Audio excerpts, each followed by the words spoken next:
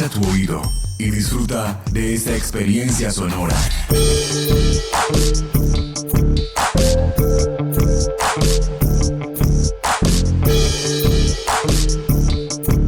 Este es un podcast UN Radio.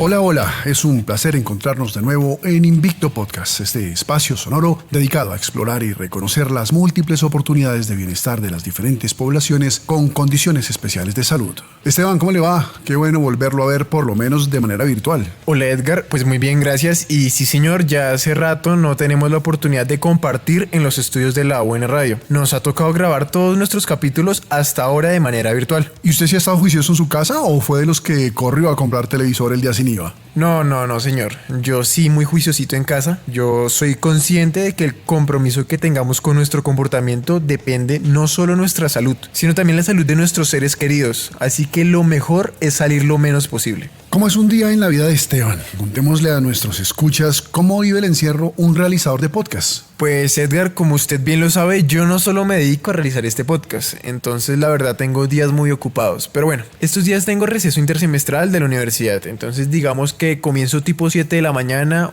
un muy buen desayuno que por mi condición de salud debe ser bajo en sal, entonces consta generalmente de frutas, café o algún lácteo bajo en grasa, huevos y pan integral.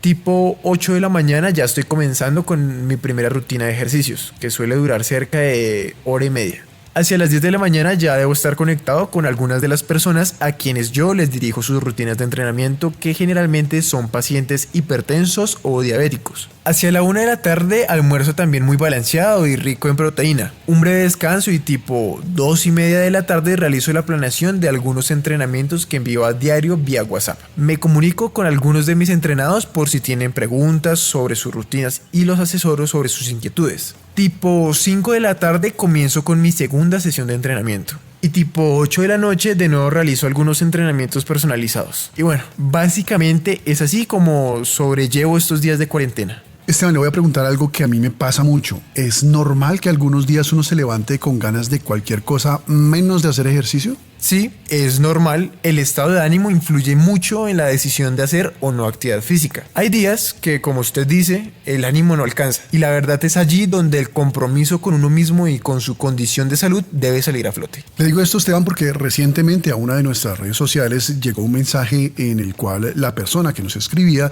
nos contaba que sufre depresión y nos preguntaba sobre cómo el ejercicio podía ayudarla a sobrellevar esta condición. Bueno, Edgar, la condición de depresión es un caso especial y esta circunstancia debe ser tratada con mucho cuidado. Pero permítame adelantarle que el ejercicio físico es una excelente herramienta para acompañar un tratamiento psicológico y combatir la depresión. Entonces, Esteban, entremos en materia, porque hoy Invicto Podcast hablará sobre ejercicio físico como herramienta para sobrellevar la depresión. Invicto Podcast. Invicto Podcast. A mí me diagnosticaron hipertensión arterial. Empecé a sufrir de depresión. Empecé a hacer ejercicio físico. El ejercicio físico me ayudó muchísimo. Invicto Podcast. Vida en movimiento. Vida en movimiento. El ejercicio me salvó la vida. Si no fuera por el ejercicio, yo no la estaría contando. Invicto Podcast. Invicto.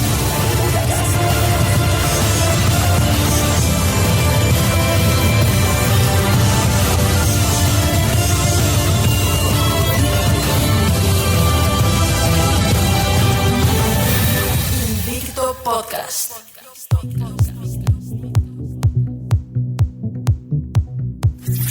En el mundo hay más de 350 millones de personas con depresión, un trastorno mental que altera sus vidas. Sin embargo, debido a la estigmatización que todavía existe de este trastorno, muchos de los afectados no reconocen su enfermedad y no buscan tratamiento. La depresión es el resultado de interacciones complejas entre factores sociales, psicológicos y biológicos. Hay relaciones entre la depresión y la salud física. Por ejemplo, las enfermedades cardiovasculares pueden producir depresión y viceversa. 1 de cada 5 mujeres sufre depresión después del parto. Además, hay circunstancias como las presiones económicas, el desempleo, los desastres o los conflictos que también aumentan el riesgo de padecer este trastorno. En el peor de los casos, la depresión puede llevar al suicidio. Cada año se suicidan cerca de 1 millón de personas, muchas de las cuales padecen de depresión. Esteban, uno de los errores más comunes es confundir el estado de ánimo y las emociones con la depresión. Muchas veces se pone en duda que una persona sufra de depresión porque se le ve reír o divertirse. Sí, como usted lo dice, es importante dejar en claro que la depresión es distinta de las variaciones de estados de ánimo. La depresión se caracteriza por una sensación persistente de tristeza durante 2 semanas o más y que interfiere con las actividades cotidianas. Hay tratamientos psicosociales y farmacológicos eficaces, pero para solventar la depresión es fundamental la participación de las personas que la padecen y de sus allegados. El primer paso consiste en reconocer el estado de depresión y buscar apoyo. Entre más pronto empiece el tratamiento, mayor será su eficacia. Pero para conocer más a fondo sobre esta condición, le traigo hoy como invitado al doctor Andrés Hurtado. Él es psicólogo de la Universidad Católica de Colombia, con estudios de psicología clínica en la UBA de Buenos Aires, Argentina. Docente universitario y director de Sinapsis, una institución para la atención de trastornos psicológicos y adicciones.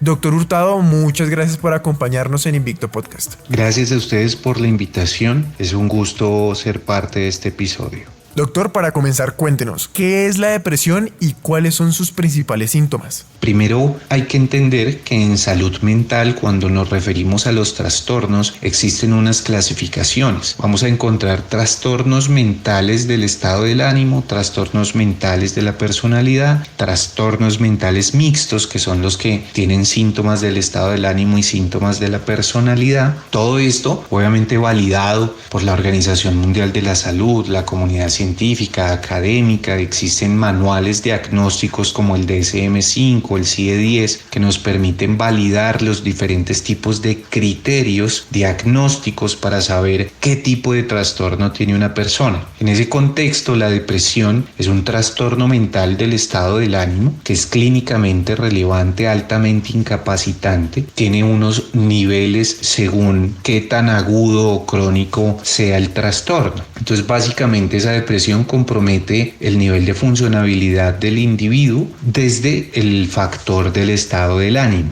Los síntomas que podemos encontrar en la depresión van desde una baja autoestima, trastornos del sueño, de la conducta alimenticia, sensación de cansancio, problemas para la concentración, una pérdida de interés generalizada, una incapacidad para experimentar placer o disfrutar ciertas actividades, sentimientos de culpa, por ejemplo, presencia de tristeza, es importantísimo. Todos estos síntomas deben cumplir unos criterios diagnósticos de tiempo, de intensidad, de frecuencia, de magnitud, de latencia, de duración, para que podamos decir realmente qué es depresión.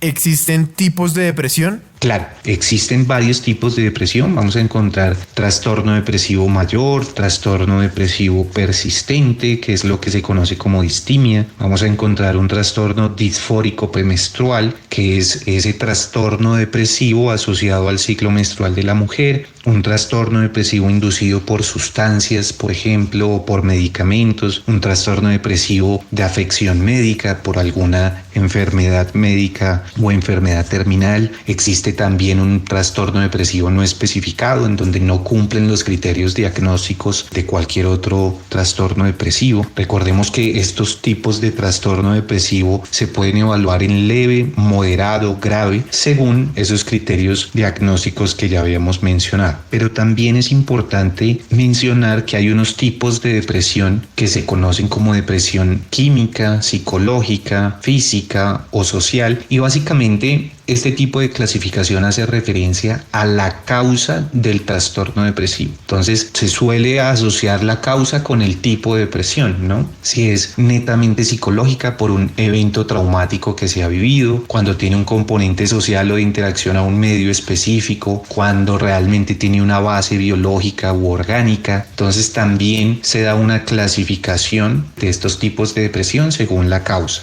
Doctor Hurtado, ¿la depresión es una enfermedad crónica? Sí, indiscutiblemente la depresión tiene un factor crónico altamente reconocido, basado en evidencia. En estudios longitudinales y transversales se ha demostrado esta prevalencia y esta predisposición o susceptibilidad o vulnerabilidad de un individuo que ha presentado episodios y trastornos depresivos a lo largo de su vida. Así que el componente crónico en la depresión está totalmente reconocido. ¿Cómo reconocer que en casa alguien está teniendo dificultades con la depresión? Bueno, digamos que al identificar un cambio en la conducta de la persona, podemos empezar a sospechar sobre problemas del estado del ánimo. Ahora es importante que la gente sepa que no es un profesional en salud y en salud mental y que no son los llamados a diagnosticar, pero sí es importante que frente a algún cambio conductual inicialmente, eso encienda las alarmas y recurran a un experto. Siempre hay que pedir ayuda. Es necesario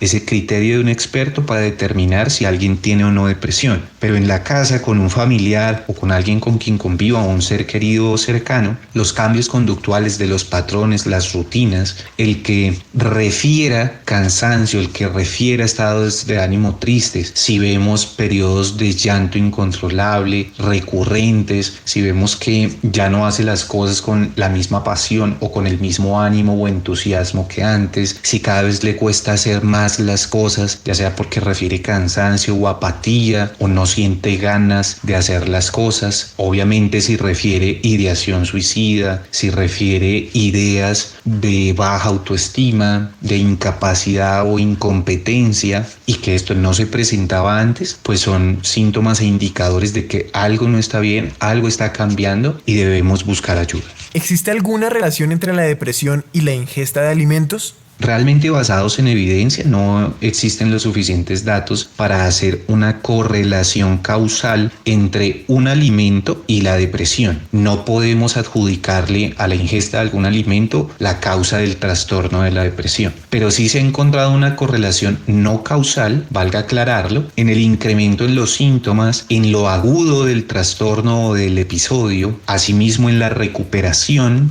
o en los estados de remisión del trastorno.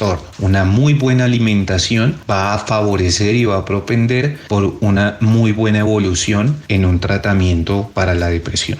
¿La depresión es más prevalente en algún género, doctor Hurtado? Sí, la prevalencia más alta del trastorno mental de la depresión está en el género femenino y esto es dado a su entorno hormonal y todos los procesos que eso implica. De ahí que mencionábamos al inicio que uno de los tipos de trastorno depresivo sea el disfórico premenstrual y es indiscutiblemente por el entorno hormonal. Así que sí, dado esa particularidad femenina, las mujeres presentan una alta prevalencia en los trastornos de depresión, por lo menos frente a los hombres. Doctor Hurtado, cuéntenos cómo son los procesos cognitivos o de pensamiento de estas personas con depresión. Bueno, realmente ese componente cognitivo o de modelo de creencias, de esquemas cognitivos, de maneras de pensar y de procesar la información es de los componentes más importantes en el trastorno de la depresión, porque se encuentra un cambio, una reestructuración en los modelos y en los esquemas, en la manera en la que procesa tanto su condición de ser humano como su condición de miembro de una sociedad. Es decir, se habla de una tríada cognitiva ahí que compromete la depresión, en donde no proceso de la misma manera mi relación conmigo mismo, con el mundo, con quienes me rodean. Ahí existe uno de los criterios diagnósticos más importantes porque empiezan todos esos autoesquemas en la parte cognitiva a deteriorarse en la persona con problemas de depresión o con algún trastorno del estado del ánimo.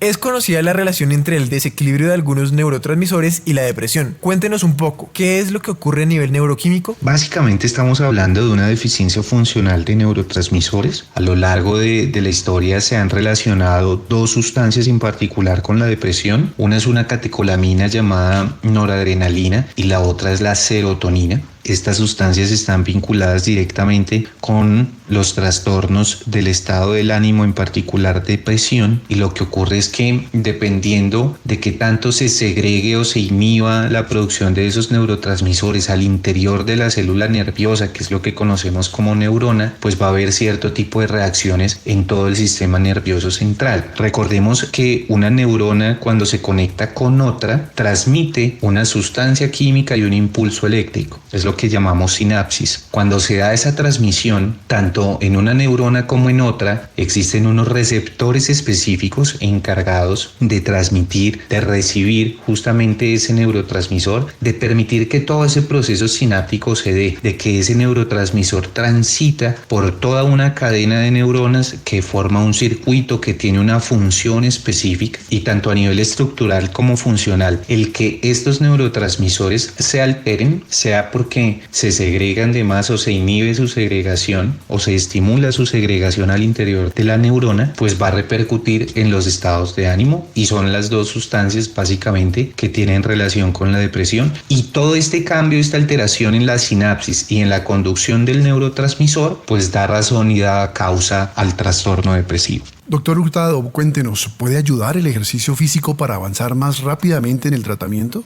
Hay que aclarar que el ejercicio físico o la actividad física no es un tratamiento como tal. Sin embargo, hay suficiente evidencia, y la Organización Mundial de la Salud ya lo determinó, que tanto en prevención como en intervención la actividad física en el trastorno depresivo es altamente efectiva. Ayuda a prevenirlo y mejora la efectividad, eficiencia y eficacia de cualquier tipo de tratamiento para el trastorno depresivo. Hay una mayor efectividad en trastornos depresivos leves, sin embargo en moderados y graves, dada su incapacidad, se limita un poco la efectividad de la actividad física, sin embargo sigue estando indicada para el trastorno depresivo. Físicamente, ¿qué le pasa a nuestro cuerpo cuando nos deprimimos, doctor Hurtado? Claro, físicamente vamos a tener una gran cantidad de efectos, y son efectos colaterales a todo el trastorno depresivo, que cambia nuestra bioquímica a nivel del sistema nervioso, como explicábamos ahora, por esa conducción en el proceso sináptico de transmisión de sustancias químicas e impulsos nerviosos, que es lo que conocemos como neurotransmisores. Eso altera todo nuestro funcionamiento, y por ende hay una repercusión del sistema nervioso central al sistema nervioso periférico, y no hay área en la vida, y más físicamente, que no se vea afectada y comprometida por la depresión, y básicamente es porque decrementa toda nuestra actividad y todo nuestro funcionamiento en el sistema nervioso periférico, en el autónomo, en el somático, en ese simpático y parasimpático. Se dan unos cambios a nivel bioquímico que generan esas manifestaciones físicas en medio de la depresión. Básicamente podemos entenderlo como que se va apagando poco a poco nuestro organismo, con todas las repercusiones físicas que eso tiene, porque cada vez me cuesta hacer más las cosas y de la misma manera. ¿Qué papel juega el sueño y el descanso en el tratamiento de la depresión? No, son elementos fundamentales, claves para la efectividad en el tratamiento de la depresión, ya sea farmacológico, conductual, cognitivo-conductual. Cualquier tipo de estrategia para intervenir el trastorno de la depresión debe incluir la mayor cantidad de hábitos positivos, de higiene del sueño, que el sueño sea reparador, que sea fácil conciliarlo, ya que es una manera tanto bioquímica como física de poder reparar, de poder reponer, de poder hacer mucho más efectiva la estrategia que durante el día se esté llevando para tratar la depresión.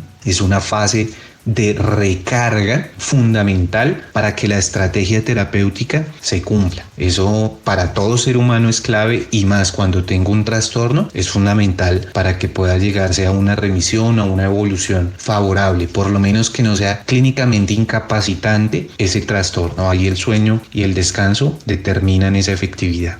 ¿Y qué ventajas a nivel conductual puede aportar el ejercicio físico? Justamente esa es la ventaja que tiene la actividad física o el ejercicio en el trastorno depresivo, y es la activación conductual, ya que la depresión produce y genera ese decremento en la activación conductual. La gente ya no hace las mismas cosas, no las hace de la misma manera, le cuesta cada vez más hacer las cosas. Es ahí en donde es supremamente efectivo el ejercicio físico, porque contrarresta esos síntomas incapacitantes del trastorno depresivo, ayuda a la efectividad del tratamiento y también tiene un impacto en la promoción del estado de salud en las personas en medio de un proceso de intervención para la depresión. Así que ese ejercicio físico es fundamental para la activación conductual, que es de los síntomas más frecuentes en los trastornos depresivos. ¿Y la familia? ¿Qué papel juega la familia en ese tratamiento? Depende mucho de la historia particular del individuo, pero digamos que no nos sesguemos a la familia nuclear o compuesta o formal, llamémoslo red de apoyo, porque pueden ser otro tipo de personas, ¿no? Amigos, parejas, no necesariamente familia. Hablemos de red de apoyo. La red de apoyo en el tratamiento es fundamental para un paciente con depresión. Ahí se trabaja mucho la psicoeducación para que esa red de apoyo entienda qué es lo que tiene el paciente, qué es un trastorno depresivo, cuáles son sus síntomas, qué es lo que tengo que hacer para favorecer o contener la problemática del paciente. Sin embargo, terapéuticamente es clave la conciencia en el paciente de recuperarse o evolucionar o mejorar con familia, sin familia y aún en contra de la familia, ¿no? Es decir, la familia puede ser un aporte grandísimo o esta red de apoyo puede ser fundamental, pero no indispensable para que el tratamiento funcione. Cuénteme, ¿qué tratamientos son los más recomendados para un paciente con depresión? Existen 3 tipos de corrientes terapéuticas que ofrecen una alternativa para los pacientes con depresión. Uno es el farmacológico, que utiliza antidepresivos. El otro es psicoterapia, sea con un enfoque cognitivo-conductual o conductual netamente, y uno reciente que carece de evidencia, de validez y confiabilidad, es una corriente de las terapias de 4ª generación que involucran otro tipo de herramientas y estrategias, pero digamos que basados en evidencia, los que presentan mayor efectividad para los trastornos depresivos es la psicoterapia. Cuando hablamos de trastornos depresivos en fase grave o moderada, avanzada, muchas veces es necesario ese apoyo farmacológico para hacer contención de ese tipo de síntomas, pero con la premisa clara que es para contener esos síntomas extremos y llevar al individuo a un estado en el cual se vea beneficiado de la psicoterapia, porque indiscutiblemente la psicoterapia es la que demuestra mayor efectividad. Pues doctor Andrés Hurtado, psicólogo de la Universidad Católica de Colombia y con estudios de psicología clínica en la UBA de Buenos Aires, Argentina, quien además es docente universitario y director de Sinapsis. Muchas gracias por acompañarnos en Invicto Podcast. Invicto Podcast. Numerosos estudios destacan la importancia del ejercicio físico regular en relación con la depresión y lo relacionan como un importante agente liberador de endorfinas. Recordémosle a nuestros escuchas que las endorfinas son sustancias producidas por el cerebro y que se destacan por su efecto analgésico y de sensación de bienestar, así como por su contribución al equilibrio de estos neurotransmisores implicados en la depresión. El ejercicio tiene la capacidad de liberar compuestos capaces de eliminar sustancias nocivas que se generan en estados depresivos. El doctor Hurtado nos hablaba de diversos tratamientos en los que incluían no solo la meditación y el ejercicio, sino también la medicación, y creo que estamos un poco cortos, estamos en deuda con ese tema, Esteban. Sí, pues creo que nos queda algo de tiempo para hablar de eso. Por eso permítame y hablamos rápidamente con el doctor Joaquín Aguasaco, médico general y psiquiatra de la Universidad del Rosario. Doctor, muchas gracias por acompañarnos en Invicto Podcast. Muchas gracias a ustedes por invitarme a Invicto Podcast para hablar de este tema tan interesante que es la depresión. Doctor, para comenzar, cuéntenos, ¿cuál es el papel de la medicación en un tratamiento de depresión? La medicación es uno de los pilares fundamentales del tratamiento de la depresión, en especial del tratamiento de la depresión moderada y severa. Se puede decir que cuando las depresiones son leves se pueden utilizar otras estrategias importantes, como puede ser la psicoterapia, cambios en el estilo de vida, ejercicio, meditación, yoga, mindfulness, pero ya cuando la depresión es moderada o severa es súper importante el medicamento porque es el que que nos va a hacer cambios a nivel cerebral. Hay que tener en cuenta una cosa: cuando hablamos de la depresión, no estamos hablando de una enfermedad que esté volando en el ambiente. Es una enfermedad que tiene una base en el cerebro, tiene unos cambios tanto en neurotransmisores como estructurales que se requieren que los medicamentos nos ayuden a controlar y a mejorar. ¿Qué medicación es la más común en estos tratamientos? Para el manejo de la depresión hay varios tipos de medicamentos. El medicamento más importante es el antidepresivo. Es el más importante porque es el que nos va a curar de la depresión. Hay diferentes tipos de antidepresivos dependiendo sobre los neurotransmisores o sobre las sustancias en el cerebro en las que actúen, pero digamos que todos tienen la misma función, que es mejorar la parte de la depresión. Todos tienen características comunes, como que se demoran más o menos de 20 días a un mes en empezar a actuar, y hay que tomarlo por un tiempo específico que va de 8 meses en adelante, dependiendo si es el primer episodio, el segundo o qué otras características asociadas tiene la depresión. Como se demora más o menos un mes en empezar a actuar, hay otros medicamentos en el tratamiento que también nos apoyan, pero no son para curar la depresión, sino para controlar algunos síntomas. ¿Eso qué quiere decir? Que si hay ansiedad, necesitaremos medicamentos para disminuir la ansiedad. Si hay problemas para dormir, necesitaremos medicamentos para manejar el insomnio. Son medicamentos que también se utilizan durante la depresión, pero no son el eje central. Van a estar acompañando inicialmente el tratamiento mientras se mejoran los síntomas. Cuéntenos qué papel juega el ejercicio físico en el tratamiento de la depresión. Hay actividades que yo clasifico dentro de otros. Otros son actividades que, si bien no nos curan, nos van a ayudar mucho en el tratamiento. Dentro de otros está el ejercicio físico. El ejercicio físico ayuda a liberar endorfinas, ayuda a liberar el estrés y la tensión del día a día y genera una sensación de bienestar en el cuerpo que nos ayuda en la depresión. Si uno con una depresión moderada se puede curar a punta de ejercicio, no se puede curar a punta de ejercicio, pero la sensación de bienestar que genera sí va a ayudar mucho a la recuperación. Aparte del ejercicio, hay otras actividades que también se pueden recomendar, como es el yoga, como es el mindfulness, como son los ejercicios de meditación, de relajación. Todas estas actividades ayudan mucho. Curiosamente, y hoy en día en cuarentena es más difícil, pero cuando recomiendan el ejercicio en la depresión, lo recomiendan más ejercicio al aire libre. Pero por ejemplo, en estos casos que no tenemos la oportunidad de hacer ejercicio al aire libre, o las personas que no tienen tiempo o que les gusta más en gimnasio, no es ningún problema. Ya si sea al aire libre o en casa, el ejercicio siempre ayuda a la tristeza. Doctora Guasaco, ¿qué reacciones generan en el cuerpo medicamentos como la sertralina o el clonazepam?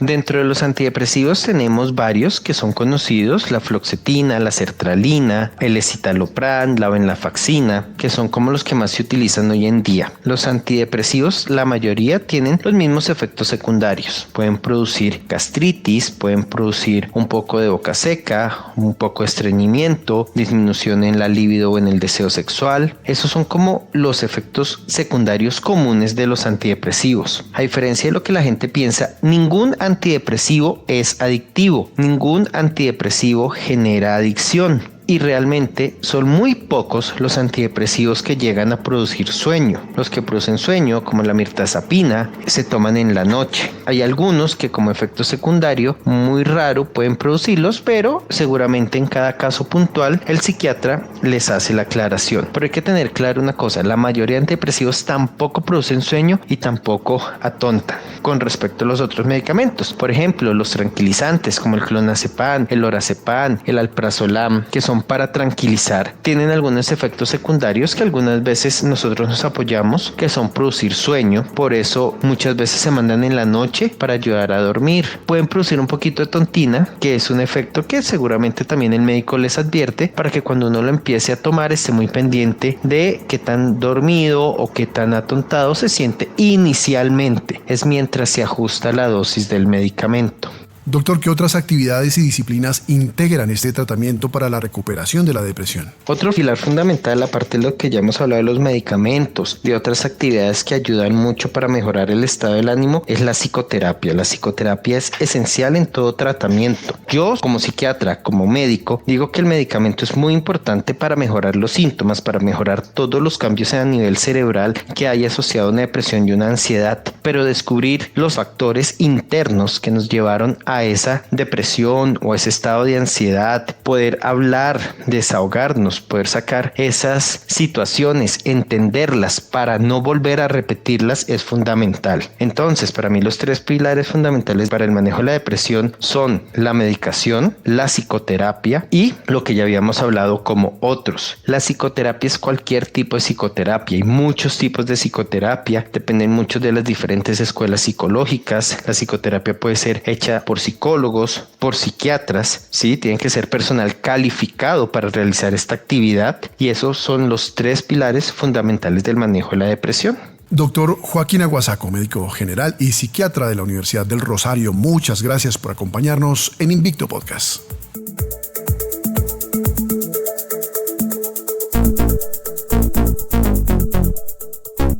Invicto Podcast. Vida en movimiento. La depresión puede ser el resultado de factores biológicos, psicológicos o ambos. Por ejemplo, las personas que pasan por circunstancias adversas como la pérdida de un ser querido o un largo periodo de desempleo tienen más probabilidades de sufrir depresión. En el caso biológico, las personas que sufren enfermedades cardiovasculares tienden a sufrir de depresión. En este caso también es a la inversa. Las personas que tienen depresión tienden a sufrir de problemas cardiovasculares. La terapia para tratar la depresión es efectiva, aunque con un bajo margen de cubrimiento, ya que más de la mitad de la población que la sufre no recibe tratamiento oportuno, desembocando esto en el suicidio de cerca de 1 millón de personas al año en el mundo, convirtiéndose en la segunda causa de muerte del grupo de edad de 15 a 29 años. El diagnóstico erróneo o impreciso, la falta de recursos destinados a programas de salud mental constituyen una de las principales barreras para que los pacientes puedan acceder a un tratamiento eficaz. En el 2019, la Organización Mundial de la Salud informó que el 4,7% de los colombianos sufren de depresión, evidenciando un porcentaje más alto que el promedio mundial. Además, aseguró que el 80% de los colombianos han presentado entre 1 y 3 síntomas de depresión en algún momento de su vida, de los cuales un 25% son niños y adolescentes. El ejercicio tiene un gran potencial en el tratamiento de la depresión. No existe un consenso respecto a cuál es el tipo más adecuado o la intensidad, pero mejora todos los niveles. Aumenta los niveles de endorfinas, mejora la autoestima, ayuda a centrarse, mejora el humor y el contacto social. Todos estos elementos pueden favorecer la salida de la depresión e impedir que una persona caiga en ella. Un reciente estudio denominado Exercise as a Treatment for Depression, a Meta-Analysis Adjusting for Publication Bias, publicado en el Journal of Psychiatric Research, ¡éxito!, que en inglés, ¿no?, afirma que la actividad física tiene un efecto antidepresivo importante y significativo en las personas con depresión. Los datos del estudio apoyan la afirmación de que el ejercicio físico es un tratamiento basado en la evidencia para la depresión. Invicto Podcast. Invicto Podcast. Invicto Podcast. Y bueno, finalizamos por hoy Invicto Podcast. Recuerden que nos encuentran en Spotify, iVoox, Google Podcasts, Pocket Cast, Deezer y ahora también en iTunes. Y desde luego en Podcast UN, la plataforma podcast de la UN Radio.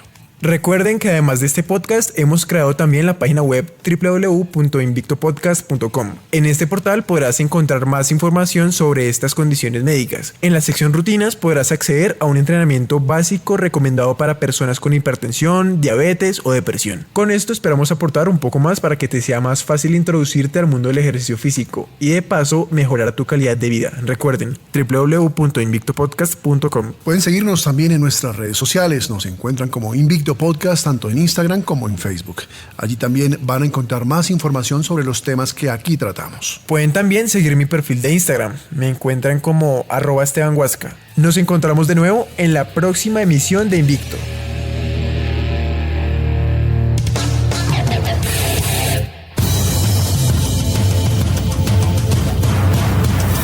Invicto Podcast. Invicto Podcast. A mí me diagnosticaron hipertensión arterial. Empecé a sufrir de depresión. Empecé a hacer ejercicio físico. El ejercicio físico me ayudó muchísimo.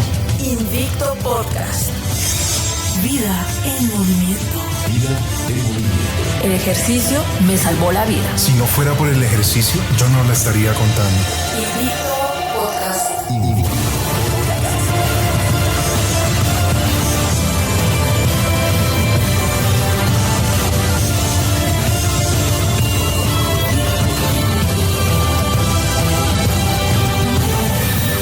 Invicto Podcast. Este y otros podcasts en nuestro sitio web unradio.unal.edu.co.